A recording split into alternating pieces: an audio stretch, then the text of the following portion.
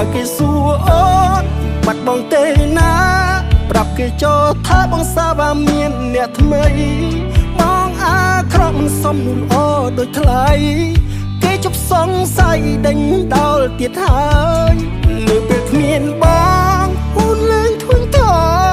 មនុស្សគួរឲ្យស្អប់អ្នកនេះមិនរំខានទៀតឡើយសង្ឃឹមការចាចេញបងអាចធ្វើឲ្យអូនរីករាយនឹងមានអារ